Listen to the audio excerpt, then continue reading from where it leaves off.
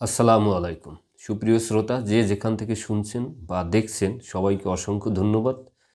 আমি অ্যাডভোকেট মোহাম্মদ আমিনুল ইসলাম চৌধুরী সোহাগ। বরাবরের মতোই আজকে একটি বিষয় নিয়ে আপনাদের সামনে কিছু কথা না বললেই নয়।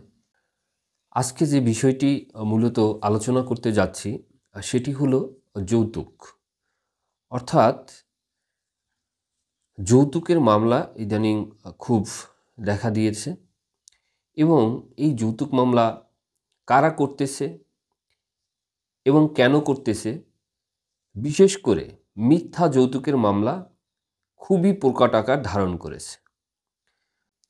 কিছু হলেই একটা যৌতুক মামলা করে দেওয়া হয়। এই যৌতুক মামলা কারা করে বা কেন করে?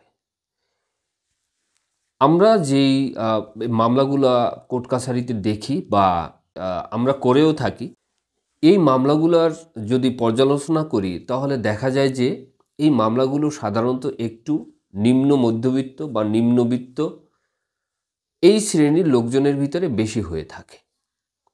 এবং আরেকটা শ্রেণী আছে যারা একসময় টিনেজ ছিল, ভালো মন্দ তত একটা বুঝতো না, প্রেমের সম্পর্ক হয় এবং দুজনে তখন কোনো ফ্যামিলির অর্থাৎ তাদের যে ফ্যামিলি থাকে সেই ফ্যামিলির কোনো মতামত না নিয়েই তারা হয় কোর্টে গিয়ে বিয়ে করে অথবা কাজীর কাছে গিয়ে নিজেরা বন্ধুবান্ধব মিলে বিয়ে করে এবং কিছুদিন যাওয়ার পর তাদের ভিতরে নানা রকম দ্বন্দ্ব সৃষ্টি হয়।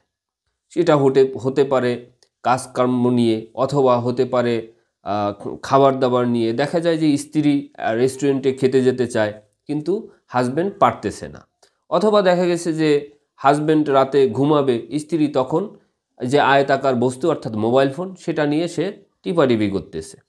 অর্থাৎ এই ছোট ছোট জিনিসগুলো নিয়ে তাদের ভিতরে বিভিন্ন ধরনের সমস্যা দেখা দেয় এবং এক পর্যায়ে কি হয়, স্বামীকে ছেড়ে স্ত্রী ঠিকই আবার তার বাবার কাছে চলে যায় এবং এই বাবার কাছে চলে যাওয়াতে মায়ের সাথে মনে করেন এইগুলো নিয়ে যখন আলোচনা হয় এবং তাদের কিছু আত্মীয় স্বজনের সাথে আলোচনা হয়, তখন তারা পরামর্শ দেয় ওই হাজব্যান্ডকে হ্যারাসমেন্ট করার জন্য যে যৌতুকের মামলা দিয়ে দাও।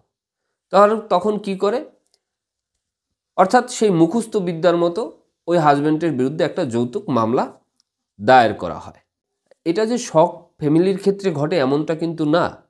অনেক সময় দেখা যায় যে অনেক ফ্যামিলি আছে তারা সামাজিকভাবে বসে এবং বসে নিজেদের ভিতরে আলাপ আলোচনার মাধ্যমে ব্যাপারটা সুরাহা করার চেষ্টা করে, অর্থাৎ সংসারটা যাতে টেকে এই ব্যবস্থা করার তারা চেষ্টা করে। কিন্তু আবার অনেক জায়গায় আমরা দেখতে পাই এর উল্টো, অর্থাৎ কি করে, যৌতুক মামলা করে দেয়। এখন আসি, এই যৌতুক মামলা করার পর অনেকের ভিতরে একটা ফোবিয়া কাজ করে, আমার মনে হয় জেল হয়ে যাবে, আমার মনে হয় জরিমানা হয়ে যাবে, আমার মনে হয় বিশাল ক্ষতি হয়ে যাবে। অর্থাৎ এই ধরনের ভয়ে তারা অনেক সময় কি করে, দেশ ত্যাগ করে, অর্থাৎ দেশ থেকে বিদেশে চলে যায়। আবার অনেকে আছে পালিয়ে পালিয়ে বেড়ায়। আপনাদেরকে আমি আজকে এই ব্যাপারটা নিয়ে একটা স্পষ্ট ধারণা দিতে চাই, সেটা হলো আপনাদের বিদেশে যাওয়ারও দরকার নেই, আপনাদের পালানোরও দরকার নেই। অর্থাৎ আপনার নামে যদি এরকম কেউ কোনো মিথ্যা মামলা দিয়ে থাকে তাহলে আপনি একজন বিজ্ঞ লয়ারের শরণাপন্ন হবেন এবং সে আপনার জামিনের ব্যবস্থা করে দিবেন। এখন আসি, এই মিথ্যা যৌতুক মামলার দুইটা পদ্ধতি আছে। সেটা কি? একটা হলো এই মিথ্যা মামলা হওয়ার পর আপনাকে সমনও দিতে পারে অথবা সরাসরি আপনাকে ওয়ারেন্টও দিতে পারে। যদি আপনাকে সমন দেয়া হয় তাহলে আপনি কি করবেন, সমনের একটা নোটিশ পাবেন, নোটিশ পাওয়ার সাথে সাথে আপনি একজন বিজ্ঞ লয়ারের শরণাপন্ন হবেন। ওই বিজ্ঞ লয়ার আপনাকে কোর্ট থেকে সারেন্ডার করে আপনাকে জামিন নিয়ে দিবে এবং জামিন নেওয়ার পরে আপনার মাত্র কয়েকটা ডেটের ভিতরেই আপনার কিন্তু এটা ফয়সালা হয়ে যাবে। কারণ এই মিথ্যা মামলাগুলোর ক্ষেত্রে দেখা যায় যে বাদী শেষ পর্যন্ত কোর্টে হাজির হয় না, অর্থাৎ সাক্ষী ঠিকমতো দেয় না, সাক্ষী দিলে জেরার কাছে সে পরাজিত হয়ে যায় এবং মামলা ডিসমিস হয়ে যায়। এবং যদি সরাসরি ওয়ারেন্টও দিয়ে থাকে আপনাকে, সেই ক্ষেত্রেও আপনাকে পালিয়ে বেড়ার কোনো দরকার নেই। অর্থাৎ ওয়ারেন্ট পাওয়ার সাথে সাথে যদি আপনি জানতে পারেন যে আপনার বিরুদ্ধে ওয়ারেন্ট হয়ে গেছে, আপনি সাথে সাথে একজন লয়ারের শরণাপন্ন হবেন এবং লয়ার কিন্তু ওই ওয়ারেন্ট পাওয়ার পরের দিনই আপনাকে আদালতে হাজির করে আপনার সারেন্ডারের মাধ্যমে আদালতে বিজ্ঞ আদালতে আপনাকে সারেন্ডার করাবে এবং এই বিজ্ঞ আদালতে আপনি আত্মসমর্পণ করার পর বিজ্ঞ আদালত আপনাকে জামিন দেবে। জামিন দেওয়ার পর অ্যাজ এ প্রসিডিউর যেটা অর্থাৎ সাক্ষী সুমারের মাধ্যমে আপনার এই মামলা থেকে আপনি পরিত্রাণ পাবেন। এখন আসি, অনেকে আমাকে প্রশ্ন করবে, আমি জানি যে যদি এই মিথ্যা মামলা প্রমাণ হয় যে এটা মামলাটা মিথ্যা, তাহলে কি হবে? যদি এই মামলা প্রমাণ হয়ে যায় যে এটা মিথ্যা মামলা, আপনি কিন্তু সাথে সাথে একটা কাউন্টার মামলা করতে পারবেন। অর্থাৎ কারো বিরুদ্ধে যদি কোনো ব্যক্তি মিথ্যা মামলা করে এবং সেটা যদি আদালত থেকে প্রমাণ হয় যে এটা মিথ্যা মামলা, তাহলে আপনার এই যে হয়রানি করলো, আপনার যে আর্থিকভাবে ক্ষতিগ্রস্ত করলো, আপনার মূল্যবান সময় নষ্ট করলো, আপনার লাইফ থেকে আপনার অনেক ইভেন্ট মিস হয়ে গেল, এই জন্য আপনি ক্ষতিপূরণ চেয়ে আপনি মামলা করতে পারবেন এবং সেই মামলায় আপনি 100% জিতবেন এবং এই ক্ষয়ক্ষতি আপনি পুষিয়ে নিতে পারবেন।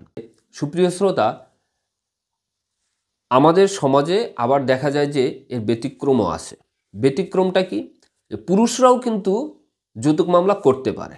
কীরকম? কারণ আমরা জানি যে অনেক পুরুষই আছে নিপীড়নের শিকার, অর্থাৎ স্ত্রী দ্বারা এবং শাশুড়ি দ্বারা নিপীড়নের শিকার হয়। অনেক শাশুড়ি আছে, আমাদের কাছে অনেকে এসে নালিশ করে যে জামাইয়ের কাছে টাকা চায়, বারবার জামাইয়ের কাছে টাকা চায়, বউয়ের নামে ফ্ল্যাট কিনে দিতে হবে, বউকে জায়গা কিনে দিতে হবে, বউকে গহনা কিনে দিতে হবে।